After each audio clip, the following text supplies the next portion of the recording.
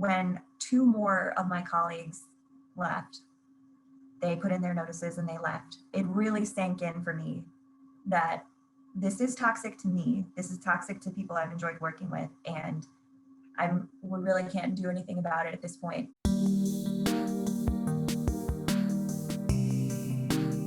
Welcome back to the Career Therapy Podcast, everybody. My name is Martin McGovern, and today we have another great quitting story to share. We have Rachel Kowalczyk. And Rachel, I'm just going to introduce you based off your LinkedIn profile and then let you introduce yourself to the community.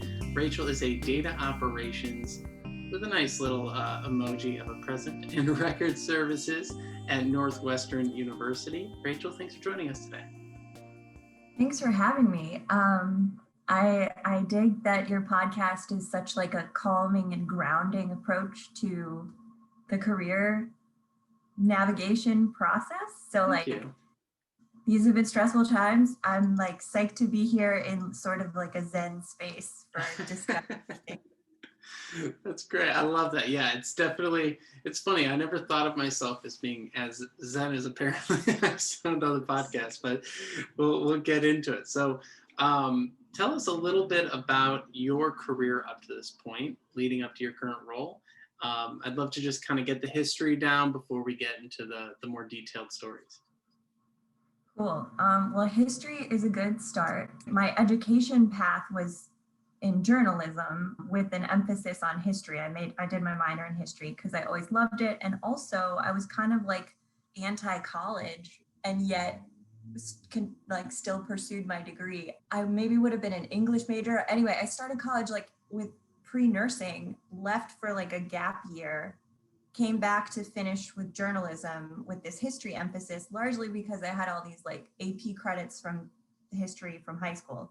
So, and then I completed my journalism degree, never like wanting to be a reporter, but I always had it in my mind to apply that more practical writing training towards a career in publishing. I really wanted to get into literary publishing. So right out of college, my first career, like my massive applying pursuits, like so many applications going out, and I was like I was volunteering and doing really low cost editing, copy editing and manuscript editing for various like independent authors. So I was really trying to build up my my cred to get a job like at a publishing agency.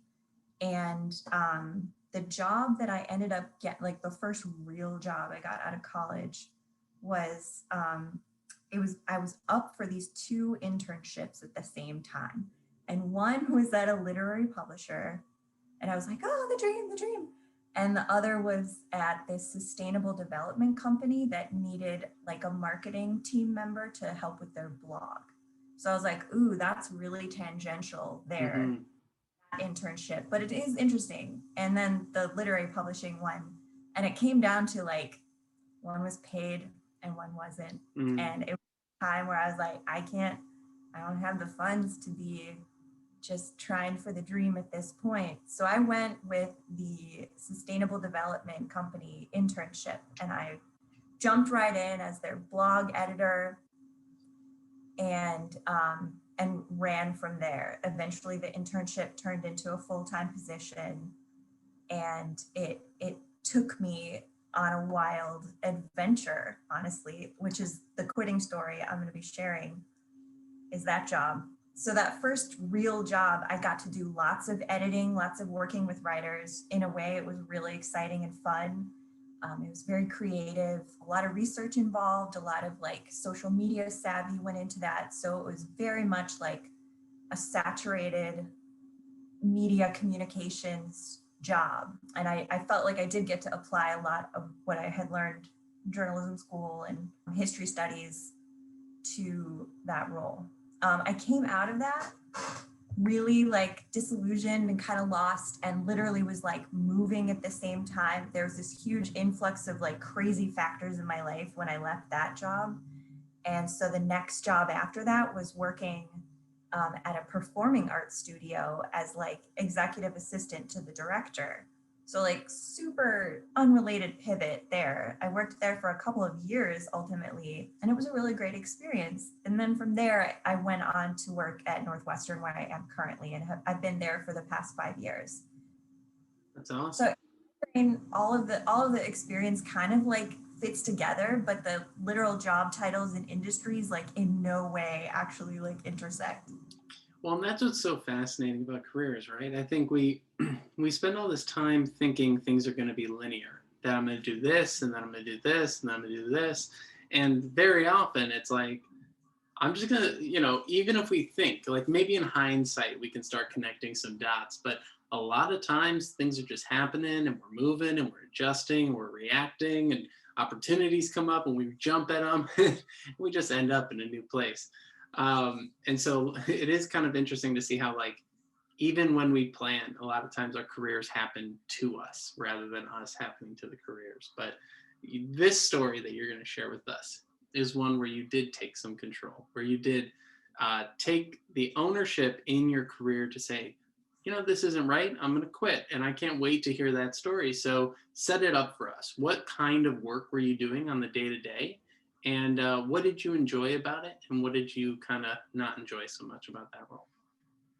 So my day to day was a lot of working with contract travel writers who I had often recruited and hired. I guess I should specify this job was for a startup company, and that's part of the excitement of the job. There were so many factors of excitement at this job, but working at a startup is just exciting in a way because it's kind of like drink the Kool-Aid culture a little bit. Oh, You yeah. really have to be on board, yeah, with like your coworkers and the vision and all that. Um, so my day to day, it was kind of like a pretty consistent and reliable grind of like working with writers, recruiting people, editing their stuff, giving out assignments, actually publishing to the blog. So I learned on the fly how to work with HTML script and help with like editing website content, publishing to websites, as well as like WordPress, just blogging. So it was like just, yeah, grinding out a 9 to 5 kind of like keep the blog going with fresh content, just supply it, edit it, keep the vision going, and work with the marketing team. And the company was a sustainable developer based here in Chicago, where I am. And its properties were in Panama and Belize. It owned like this little cool little like architectural company owned a private island in Panama and a private island in Belize. Wow. And such beautiful, like pristine, amazing, wild places. So yeah, there was this dichotomy for my first like for the internship portion and then the first year on the job, there was this dichotomy of like I'm here in the Chicago office just grinding out what is basically like a desk job, but I am writing and publishing about like wild experiences and cool places. The blog was ultimately a marketing tool to try and like provide good content to guide travelers to that region and also to like steer them towards our flagship properties that were going to be like boutique hotel and like vacation homes and stuff like that. Yeah, this dichotomy of like I'm here tapping away in the Chicago office, and then my colleagues, my coworkers are often like working out of Panama, and so I'm doing a lot of like what we've been doing this year, a lot of remote conferencing with my colleagues while they're super far away. And then after a year, I got to visit the island, spend some time there, have some firsthand experiences. And then after like into my second year, I like moved there and was like living, working out of the private island. It was pretty sweet. That's amazing. Yeah, it's so funny, especially, I don't know, 5, 10 years ago, there was this huge push online about, you know, millennials are much more into experiences than things. That's the big difference between them and the other generations and things like that. And there was this huge push, at least that I saw, of like try to live abroad, try to work somewhere else. I had a ton of people. I was part of this travel community, and a bunch of people moved to Belize or moved to Costa Rica and different places like that. And so Yeah, it's kind of interesting. Maybe that first year for you. Curious, is it tough, like sitting behind a desk writing about those things and not going on the trips? That's a great question. It's cool that you have your own, like, tie into this too. It was like a cultural buzzy thing for a bit.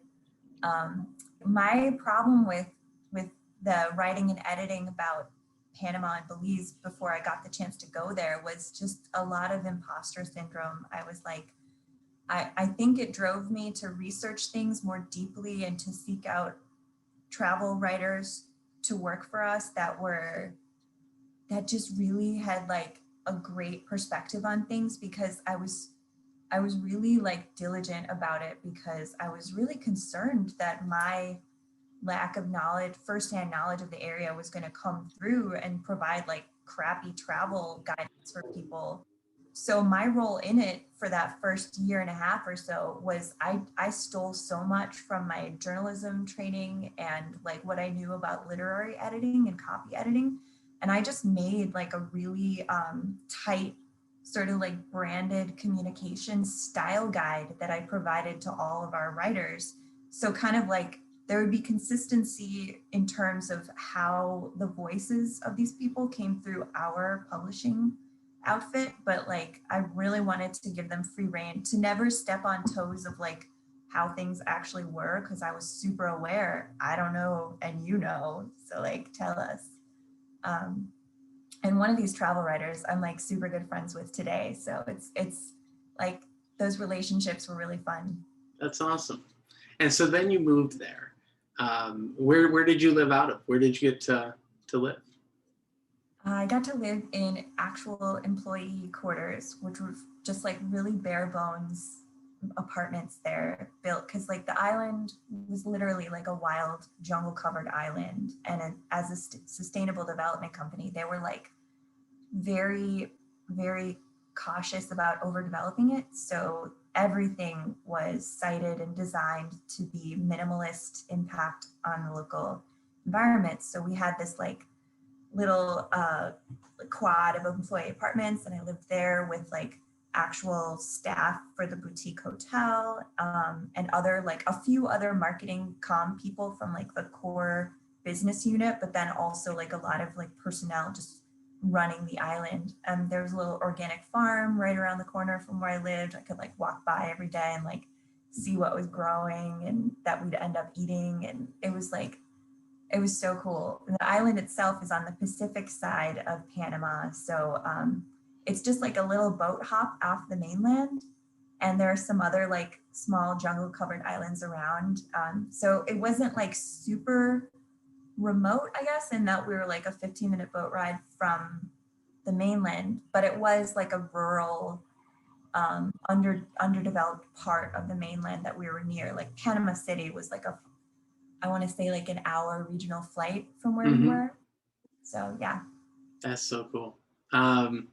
And what were some of the things that you weren't enjoying so much about it that led to the eventual big Q, the big quit? Yeah, that's the big question. There's the version of the quitting story that I do tell at parties and stuff, and I just kind of amp up all of the intensity of the situation for effect. And then there's the much more reasoned like analysis what was going wrong. I think of it as like a relationship, and like when there's of course like the fight that ends it all, and you're just like over, goodbye. But there's of course like a lead up of incompatibility to that juncture. So the first glimmerings of like, oh, I might not want to stay here were like when when you enjoy a certain degree of autonomy in your work and you're self-motivating and directing and accomplishing, and then your boss starts to encroach on that, and it's like that pushback of like, but wait, I'm already directing myself in all these ways, but now you're gonna say like, oh no, you're gonna do it this way. Like, I guess when the job responsibilities change, but without proper like packaging of like, here's some new things I need you to do. If your bosses just start kind of becoming dictators rather than co-collaborators, I think that is super irksome to me. Maybe it doesn't bother everybody, but that's when my hackles started going up about like, oh, maybe I'm not going to fit in here long term. So it was like I was on the island already. I was managing blog content, and I got like stolen for some other responsibilities. It was like somebody needed an extended leave of absence and they weren't being replaced. It was just kind of like their work got dumped on me. And so when that started happening, I think you're absolutely right. I think that irks a lot of people. And so what were some of those when you specifically said it made me start thinking this might not be the long-term thing, right? And I'm always curious, like in your mind, when you think long-term, what does that mean? Like, is that being a lifer? Is that being like 10 years? Is that 2 years? Like everyone has a different view of it. So what did that mean to you? What was that shift? Was it like, oh, I'm going from thinking in 10-year increments to I got to get out in 2 years, or what did it look like? Yeah, I wish I could say I had like better planning at that point. I think acknowledging that I might not want to remain here and then ultimately acting on that, it was an indicator that I hadn't really consciously thought, like, how long do I want to stay at this company? What is my bigger plan? The truth is, maybe I didn't have one. And I was very much like, I was so deep on board with this project and kind of the new phase of it that we were in. We had just opened this boutique hotel. And so, yeah, my responsibilities were changing, but it was alongside these new developments. So to a point, I was kind of a like ride or die with the project because it needed to get through this really essential phase of like actually opening the first property after all this time marketing it and building it. So it was a time of great change, and I had not mapped out for myself the extent that I wanted to remain with this project. I was way deep in it with that startup mentality of like, we're all making this to happen together. Mm-hmm. And I think just it's such an intense, high pressure situation, and there's such great potential for like group achievement when you all have such strong passion and belief in the company vision. But it did become a problem for me and for some other people where we didn't have a strong enough sense of how we were advocating for ourselves in this job. We wanted to be part of the success, but I hadn't really planned for how my success personally was going to be a part of the larger success, and so how to protect that. I just knew when I started feeling like less autonomy and less personal power. Yeah, I appreciate you kind of laying out what it feels like to work at a startup in this way, because it's really good for folks to hear of like one of the benefits of being at a startup is that you have a lot more autonomy because there's just too much to do and not enough people, and so they're not going to hopefully micromanage you as much. But then as things started changing and the micromanagement started to creep in, it's like you're losing that one thing that made all this work and all this effort worth it, which was feeling like you had agency. And losing agency is something that we talk a lot about on this podcast, because whether it's a job search or an actual job you have or really anything in between, like it's that lack of feeling like you're in control that tends to get under people's skin over time. So what were there any things that stood out? Like how did the micromanagement look? What did it actually look like on a regular basis? It was a gradual dumping on of other people's responsibilities because there was a lot of attrition from the startup and people weren't getting replaced. So not only was I losing colleagues that I had enjoyed working with because they were leaving because of their own frustrations. So there was, I think a lot of us were experiencing being micromanaged or just undervalued, or, there's a lot of upset feelings about the way our boss was handling us. And I was kind of one of the last ones left. So it was just a piling on for me personally of like other responsibilities that I didn't feel super qualified to fulfill. Like I already explained, I had an imposter syndrome from the beginning about wanting to represent these properties and these locations well in our content, and being super diligent about trying to do that. So when I started, first I was given the responsibilities of the social media manager who left. So I just threw those in because it was very natural for the blog for me to just take that on, and things were much smoother with the blog after I had been there for a while. So it was manageable, that first one. And then our marketing manager went on this extreme or extended leave of absence, and me covering her responsibilities, I felt much less comfortable with that because it was a lot more top-down management that I didn't have experience with. So the anxiety arising in me was like partially like, oh, this is startup culture. We just do this. We train this. But then kind of not seeing a limit to that, and being very young. I was very young. This is that first out of college job. So not having it in me to assert or articulate the scope of my abilities, partially because I loved the challenge and being able to rise to it, but then the anxiety around failure and leading to bad work product, it was starting to balance out there. It was leading me to this point of like having to assert myself in some way. I ultimately did by quitting, but this was one of those bad situations where I was much less in control of it than I would be now. Yeah. And I appreciate you kind of, sharing those insights into the toxic-ish, I don't know, it might be too strong of a word, but the more toxic sides of the entrepreneur or of the startup world. Because I think, the sort of joke is like, well, we're really excited to work with you, but we're a startup, so we don't really have a ton of money, and like, of course we're going to pay you nothing and put you all this work in your lap.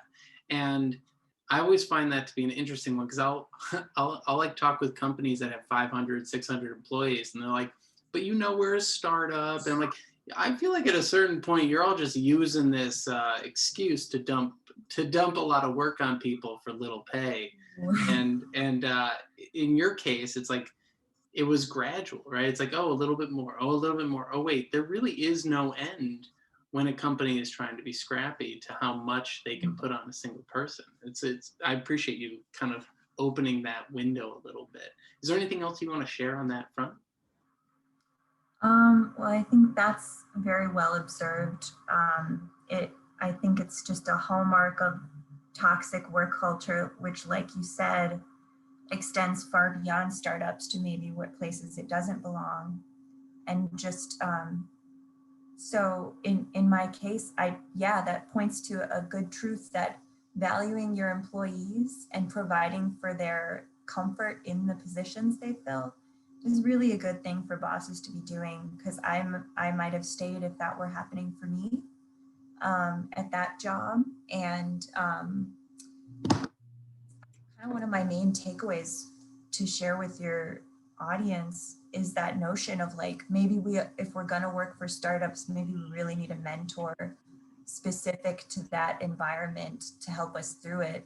But if, like you said, it's carte blanche for employers to treat people how they want, being maybe overused under a umbrella where it doesn't belong, even more so. Yeah, if you're working for a quote unquote startup, you absolutely need a startup mentor.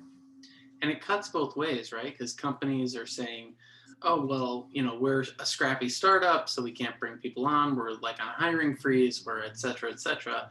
So they have the built-in excuse of, well, it makes sense that we have to put all this work on a single person.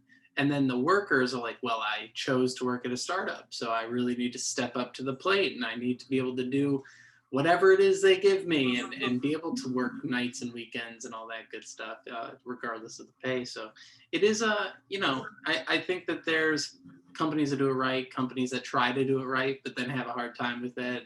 And then companies that maybe are a little bit malicious, but we'll give them the benefit of the doubt for now. So when it came to that actual week leading up to you quitting, how long had you been thinking about it? And what was the emotional process of coming to terms with the fact that you actually wanted to move on? It was gradual on my part as well. When two more of my colleagues left, they put in their notices and they left. It really sank in for me that this is toxic to me. This is toxic to people I've enjoyed working with, and we really can't do anything about it at this point. So I had put in my 1 month notice of I'm going to be leaving in a month to my boss already. And then I accelerated that after, I think it was a week later, after I put in that 1 month notice, I want to like gear everyone up. This is the intense story. So like I was working late one night in the office in base camp of the island, and I was proofreading menus because part of my job was to work with the chef each day to produce this on-island collateral for the daily changing menu that this awesome chef produced. So I was like translating them. We had like an English and a Spanish version and getting it set to go. So my as you can see, my real office-y responsibilities in terms of like publishing and communications, they had really expanded to cover all kinds of like catch-all stuff on the island. So I'm working late in the office and I got a belligerent call from my boss about where are the menus, and like expletives were flying. And I was like, I'm doing them right now. And so I got screamed at by my boss over the phone to bring the expletive menus to the little restaurant like now. So I finished it up as quickly as I could and like literally ran them over there and delivered them, got out of there, got away from my boss. And that had not happened before. So I had been progressing towards increasing dissatisfaction with the job. Clearly, all the people quitting and the uncertainty of the future staffing was really taxing my boss because he was not in a good way. He had never yelled at me like that before. And that was the night where I was like shaking. It was a new level of being disrespected and feeling like literally scared, what's going to happen. So that night I went back, I was kind of shaking, went back to my base camp room, like packed my bags, didn't even get all my stuff in them, just like let some stuff like go. I'm just out of here. I like arranged a boat for dawn because like they don't go in the middle of the night. So I went to like the tour manager and was like, these are people I've grown really close with. I was crying and like arranging a boat in the middle of the night to then leave first thing at dawn. So then I like grabbed all my stuff that I was taking with me and like went to the dock, and in the pre-dawn was like waiting there with all my stuff like ready to go out the gate. And I think while I was waiting there, at some point I had gone and like composed these messages, right? These like the quitting message. So it was an email that was like CCing my boss and all these other people. It was very dramatic, but I just like laid it out like I'm leaving. This is it. This is unacceptable. Boom. And I did make it personal about my boss because I had worked closely with a local on the sales team, a Panamanian girl. I had grown very close with her, and I felt kind of on the level of like, as a woman, I'm not going to stand to be screamed at. by my superior or anything. And I wanted to make that part of my quitting message because I felt like all these people CC'd on the message needed to know, like, our boss is in a bad way. He needs some help, but I can't stick around to do it. He needs some more employees. He needs some support through this stressful time in the company. But I bailed hard. And so I took that, I like on the dock as I'm about to return to the mainland, which is the next place after the ride from the island where I had internet service. I had internet service. So I like hit send on the messages. Then I shut off my phone and like went to a mountain town for like 2 days, just slept because I've been working like 50-hour weeks, not around the clock for like weeks, super burned out. So I like slept for 2 days with my phone off, turned it on after 2 days and like notifications galore. I laid low there in this mountain town for like 2 weeks, just in this beautiful hostel, like eating pancakes and like actually working behind the bar in the hostel as part of my like stay arrangements until I got back on my feet. And by the end of those 2 weeks, I was, putting out more applications and stuff, trying to make my next plans. It was super, super intense. Good for you. That's a real intense story, especially because you already put in your notice, only to then, get hit with another round of like, okay, not acceptable. I really appreciate you saying this person, like you had a little bit of empathy for the boss. This person needs help. Clearly they're going through a lot, but it's not my responsibility to be their punching bag. And I think that's a really important thing to say. It's like, so often, especially if you're, at all empathetic, you want to help, you want to keep helping. And I think a lot of people will put up with an incredible amount of abuse in order to be helpful, or they might internalize it in a certain way, like, well, maybe I caused that or anything like that. And really at the end of the day, it is not your responsibility to fix someone else's issues unless they're paying you to do it, I guess. But but it sounds like they're dumping so much more than what you originally agreed to in your contract, and they're putting you in positions where you can't succeed, and that's definitely not a good place. So kudos to you for getting out of there, and like literally getting out of there, not just turning to a coworker or something, but like actually moving on. So that's Thank a you for crazy that. story. Yeah. Thank you for that. Those are for sure the salient points of that episode, is kind of like keep ensuring that your employer is investing in you, because you should get something out of your job. And if you're no longer getting something out of your job, you should leave. And furthermore, if the company is really taking a tailspin, you certainly can't fix that. And obviously, like, you're not going to reap any benefits going into this tailspin with this company. So.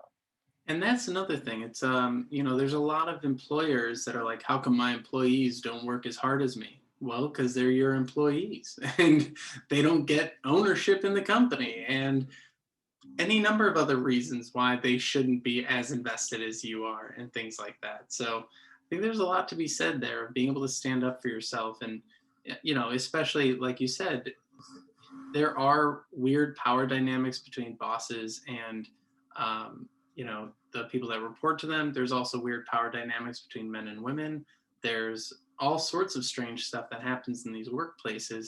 Is there anything that, like, what would be your big takeaway from this as you look at the rest of your career? How has it shaped the way that you've acted in future roles?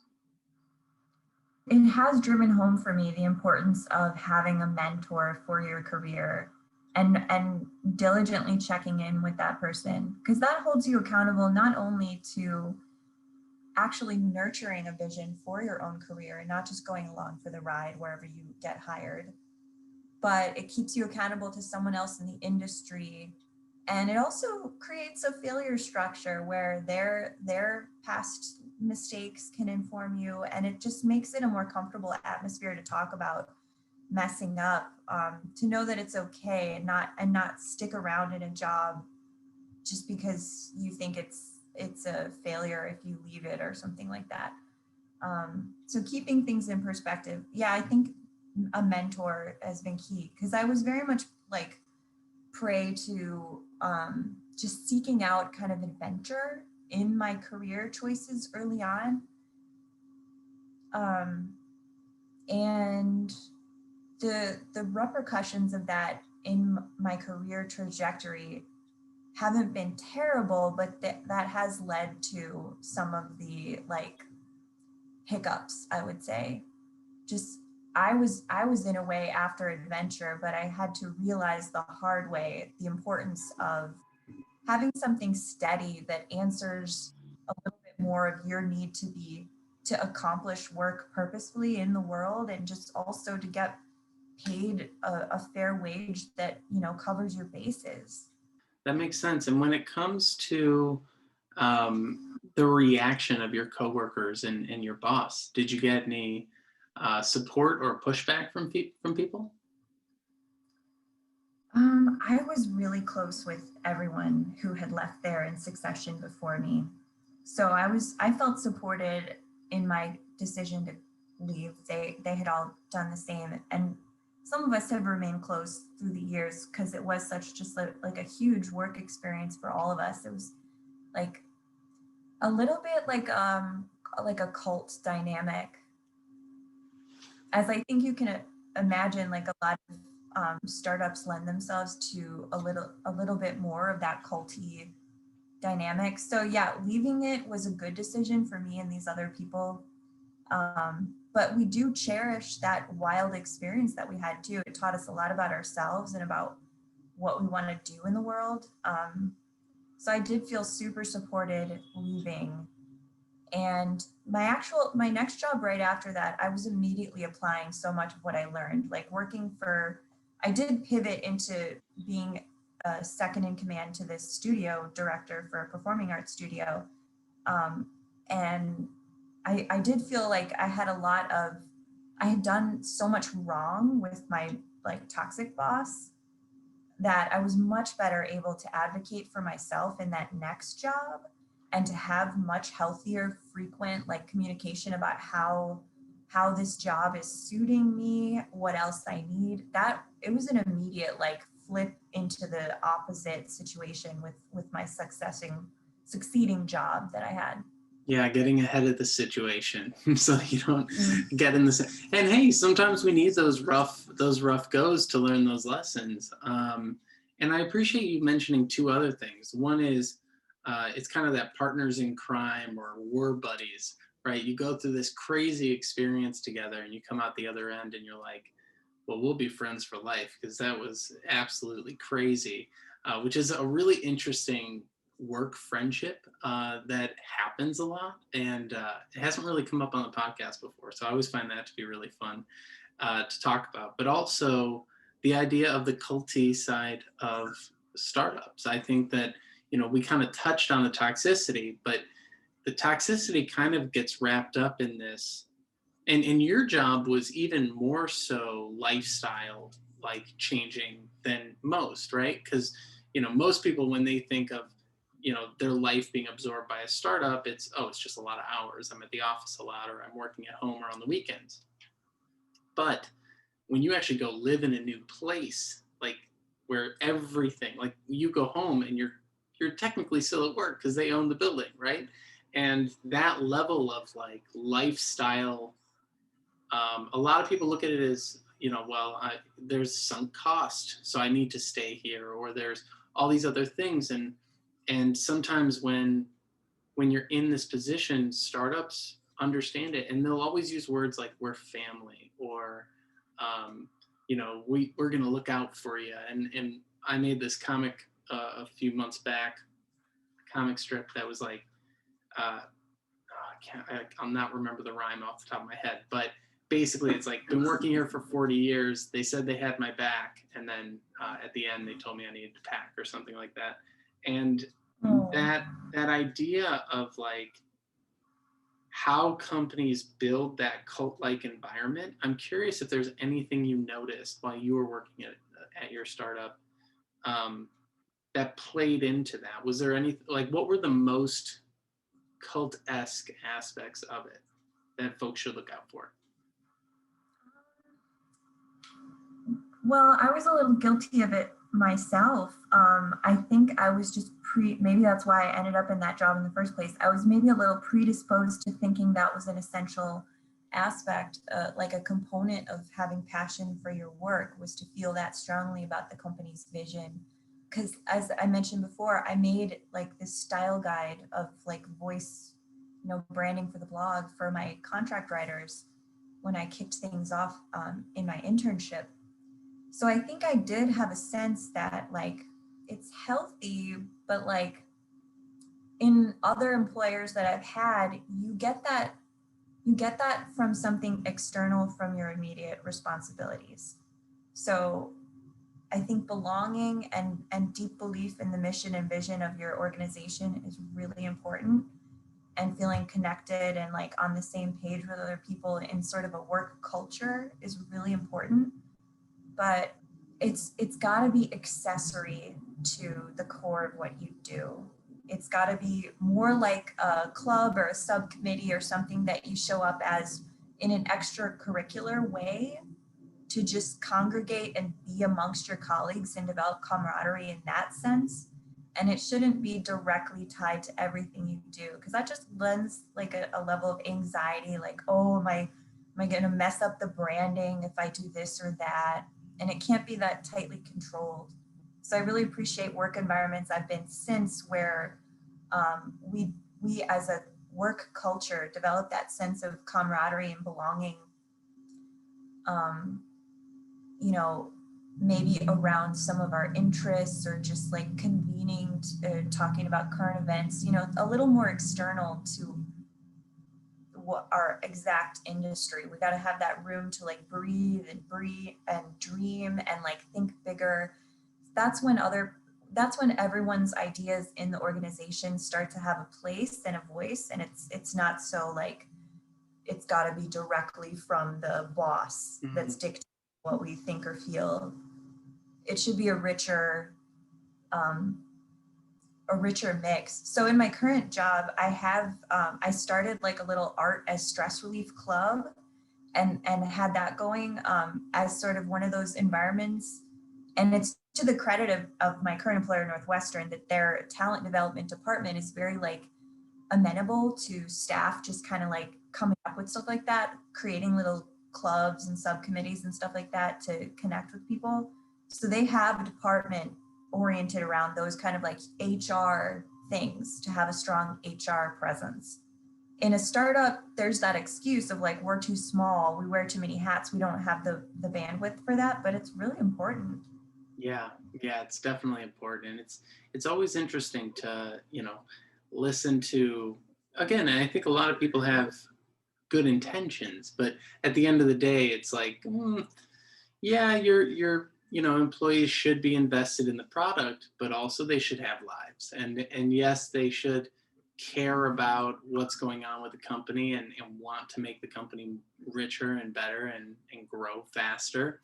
But they should also want themselves to grow and potentially grow beyond the company. I always love the companies that kind of know you're going to leave someday. They don't expect that you're going to be a lifer. They're like, well, of course you're going to get a better job at some point. And then they actually have a healthy view of, training you or giving you the ability to, the number of people that are scared to post on LinkedIn because their manager might see it blows my mind. And that always kind of hurts me when I hear people say that. I'm like, oh, well, I'm looking for a job, but I really don't want my manager to know. So how do I job search secretly? And it's like, secretly, I don't know. It's so much harder. It's such a thing. I know that is such a thing. Maybe it's a Midwestern thing more so. I don't know. Maybe. It could be, but I think it's just a general fear thing. And we're taught growing up to like fear authority and to not confront people. Like literally, we're taught not to push back. And then we get into these roles that are bad. and we don't know how to do those things. And so sometimes, and this is why I think it's so great that you're coming on the show and sharing your quitting story. And, you know, I know for myself, when I was trying to quit my first job out of college, I was told I was committing career suicide. And then my buddy was like, dude, you're 23. How the hell are you not going to find another job in the next 60 years? Like, that level of like fear exists because of how maybe it is Midwestern, but it's kind of ingrained in folks in a way to control them. And that unfortunately needs to be overcome to have a solid career at some point. Yeah, I like that that a company should have that in mind, that it's people are going to move on and sort of cherish their right to, and that's healthy. Yeah. It made me think, you were saying that, it made me think of a movie, Elizabethtown. Have you seen this? Oh, years and years ago with Kirsten Dunst? Yes. And Orlando Bloom. Right. Yes. Yeah. Career suicide triggered a memory of the words career suicide, triggered a memory of that, because this is literally a guy who he messes up in his job so badly that he goes straight home and like starts thinking of how he's going to kill himself. Oh, wow. Yeah, it was just like a big career failure, and just that's such a like tunnel vision thing. Mm-hmm. Like it's not the end. You're young and people make mistakes, and yeah. And I think that just plays into having things outside of work, having other hobbies, having other interests, having other friends. You know, a lot of people meet their significant others at work, all their friends at work, all their interests at work, all their hobbies at work. And at a certain point, you know, they come to me, and then I go, so what are you doing to network? Well, everyone I know is at my company. Okay, what are you doing to build your brand? I'm not allowed to post. It's like, you almost get trapped in this, like, and in the companies that I used to work at, they even had campuses that you went to, right? So like everywhere I ate was on the company, you know. It was like, and so that kind of stuff. It's an interesting world we live in, but I really appreciate you sharing that story, because it just goes to show that, like, yeah, you can just get a boat in the middle of the night and leave. You know, you can move on. You don't have to stay, especially, you know, a lot of people will also say, well, I already put in my notice, I'll just wait it out. No, you have control, you have agency. And if you're not feeling respected, it needs to be addressed. And so kudos to you. Thank you so much. Yeah, the state of mind that you can be in about your work is important. Mm-hmm. So if it's good, you do like take action. Absolutely. Yeah, and it's important to the company. They'll get much better work out of people if those people don't feel scared and trapped. I think that's great. And so what are you doing now? What's happened since then, and what do you enjoy most about your work today? Currently, I'm working for Northwestern University in their Gift and Record Services department. So we're approaching a really busy time of year, even though it's been such a difficult year with the pandemic and the economy and all the uncertainty. The gifts into Northwestern, that we process the gifts and we retain those relationships with constituents and the whole university community. It's essentially the record keeping department that also processes gifts. So it's really busy in the upcoming time of year, and we're all kind of like, my whole office is kind of gearing up for that surge. And so that feeling that I did enjoy from startup culture of really being part of like a community, a close-knit community, I still get that within my little department at Northwestern. I think I'm just I gravitate towards like work family, a work family feel. So my little unit in Northwestern kind of operates that way. And I do like the level of detail, and that it ultimately comes down to relationships again, around like protecting people's information, protecting their relationship with the university, having it be a healthy one. If they want to give, if they want to interact, volunteer. It's for alumni, it's for donors, it's for everyone who is part of this big Northwestern family. So I get a lot of what I enjoy from past good job experiences in my current work, and it's also something really stable that like occupies my mind, and it fulfills that deep need that I have to like know that I'm doing purposeful work.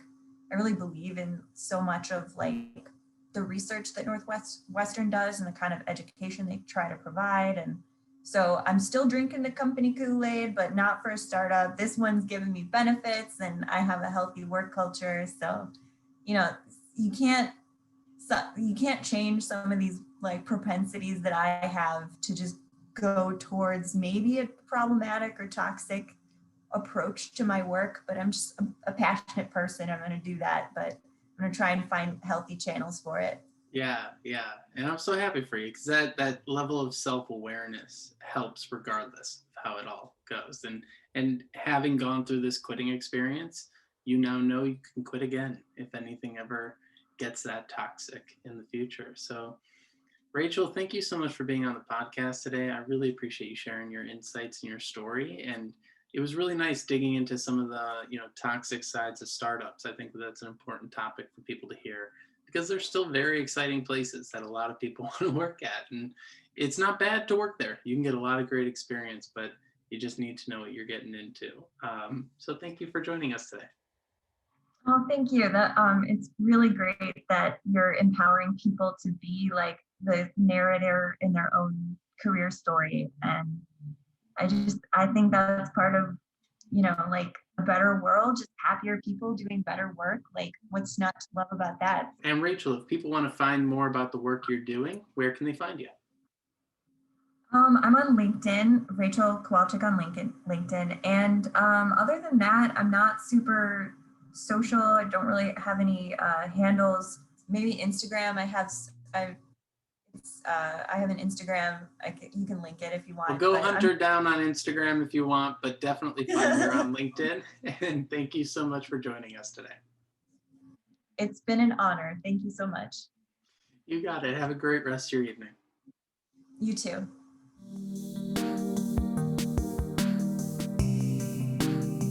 Thanks so much for stopping by this episode of the Career Therapy Podcast. It's been a pleasure having you. And if you're curious about what we do here at Career Therapy, head on over to www.careertherapy.com to see all of our coaching options, resources, and links to other things we got going on. If you would like to share your story on this podcast, something that you've gone through, a transition you've experienced in your career, whether it's getting a job after college or going through a layoff or getting back into the workforce after raising your family, we would love to hear from you.